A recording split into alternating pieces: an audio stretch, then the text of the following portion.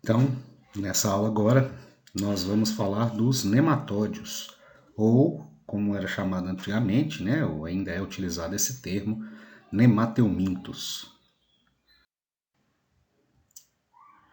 Então, sobre os nematódios, nessa aula, a gente vai estudar, né, lógico, as características gerais dos seres que pertencem a esse filo e as doenças que são provocadas pelos seres que pertencem a esse filo, né? Do mesmo jeito que nos plateumintos, aqui a gente também tem verminoses.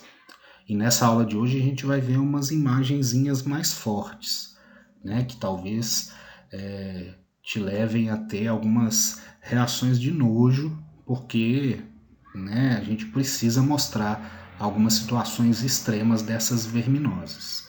Então, talvez hoje você não vai comer, por exemplo, nenhum tipo de massa.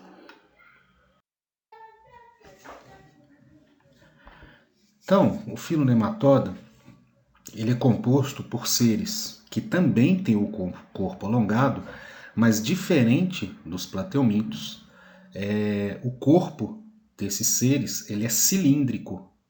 Então, ele tem o corpo arredondado.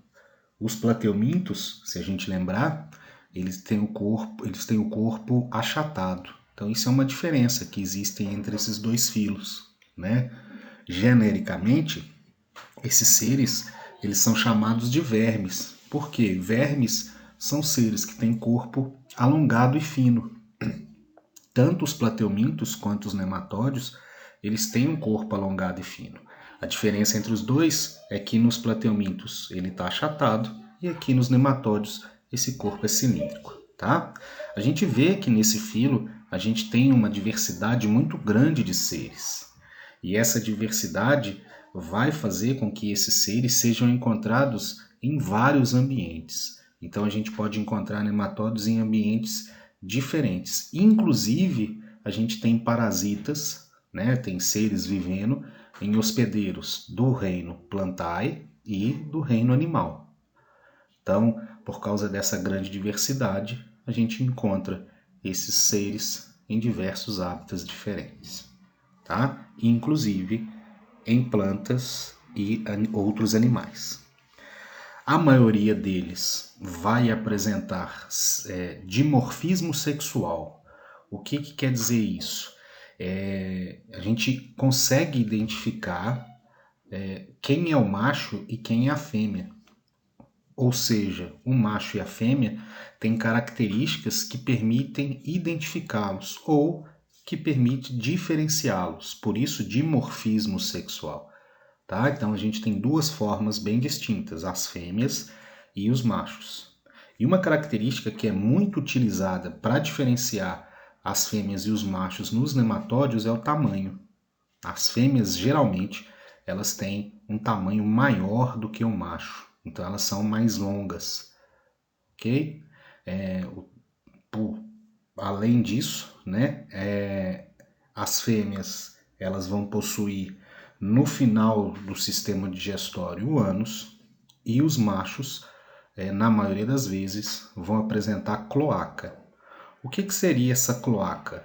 A cloaca, na verdade, ela é um compartimento, né, uma região onde vai terminar, onde vão desembocar o sistema reprodutor, o sistema digestório e, quando presente, o sistema urinário. Então, no caso da cloaca, ele é uma bolsa, né? Ela é uma bolsa aonde esses sistemas terminam, esses sistemas vão desembocar. Outra característica também que é bem marcante no caso dos nematódios está em relação à extremidade posterior dos vermes. Então, na parte final, né, a fêmea ela geralmente ela é reta e o macho ele vai ter uma curva aqui na região final do corpo, tá?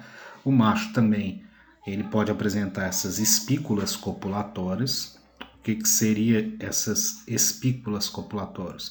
São órgãos, né, que ficam dentro do animal e na hora da cópula, na hora que o animal vai se reproduzir, ele vai externar essa espícula e essa espícula vai ser usada na hora da reprodução sexuada desses seres.